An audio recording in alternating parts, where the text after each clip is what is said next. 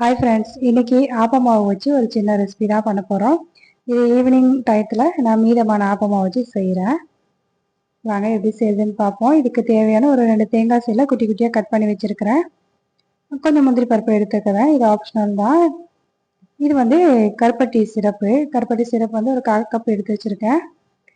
இது நான் எப்படி ரெடி பண்ணேன்னா, 1 கிலோ கருப்பட்டி எடுத்து 1 லிட்டர் தண்ணி விட்டு நல்லா அதை கரைச்சி கொதிச்சதுக்கப்புறம் சுக்கு ஏலக்காய்லாம் தட்டி நல்லா கொதிக்க வச்சு வடித்து ஃப்ரிட்ஜில் வச்சுப்பேன் ஸ்டோர் பண்ணி. இது போல் தேவைப்படும் போது நம்ம யூஸ் பண்ணிக்கலாம். இது இல்லைன்னா சும்மா ஒரு 1/2 கப்பு கருப்பட்டியை கொஞ்சமாக தண்ணி விட்டு கரைச்சி எடுத்துக்கோங்க. இல்லை வெல்லம், நாட்டு சர்க்கரை இது கூட சேர்த்துக்கலாம். தண்ணி எக்ஸ்ட்ரா விட்டுறாதீங்க. மாவு ரொம்ப தண்ணி ஆகிட்டா ரெசிபி நல்லா வராது. ஸோ இப்போ நம்ம அந்த கருப்பட்டி இது கூட கரைச்சிக்கலாம்.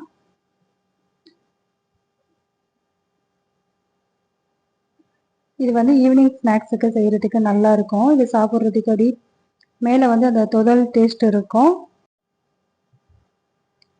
இப்போ நம்ம கடாயை காய வச்சுட்டு தேங்காய் எண்ணெய் விட்டு இதில் வந்து நம்ம கட் பண்ணி வச்ச தேங்காய் சில்லு ப்ளஸ் முந்திரி பருப்பை போட்டு நல்லா கோல்டு கலராக வறுத்துக்க வேண்டியதான். இது வறுக்கும்போது அவ்வளோ வாசமாக இருக்கும். வீடே கமகமன்னு வாசமாக இருக்கும். ஏன்னா தேங்காய் எண்ணெயில் தேங்காய் போட்டு வறுக்கும்போது நல்ல மணமாக இருக்கும். நல்லா கடாயை வந்து சிம்மில் வச்சுடுங்க. சிம்மில் வச்சு அது பாட்டு நல்லா கொஞ்சம் கோல்டு கலராக வர்ற வரைக்கும் விட்டுருங்க.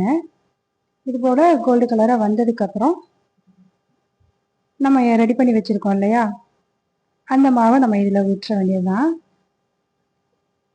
1 இல்லை 1.5 கப் 1.5 ஆப்பை நம்ம ஊற்றி விட்டுலாம். நம்ம கடாயை எடுத்துக்கிட்ட கடாய்க்கு தகுந்த மாதிரி ஒரு கரண்டி விட்டாலே போதும், சீக்கிரமாக ரெடி ஆகிடும். இது நான்ஸ்டிக் பாத்திரமாக இருந்தால் இன்னுமே அந்த லைட்டாக ஒட்டுறது கூட இல்லாமல் நல்லா வரும். ஸோ இப்போ நம்ம இதை விட்டுட்டு மூடி வச்சிட வேண்டியதுதான். ஒரு 5லேருந்து 7 நிமிஷம் அப்படியே பொறுமையாக விட்டுருங்க. அது நல்லா வெந்து வரும். ஸோ சூப்பராக ரெடி ஆயிடுச்சு. ட்ரை பண்ணி பார்த்துட்டு எப்படி இருந்துச்சுன்னு கமெண்ட் பண்ணுங்கள்.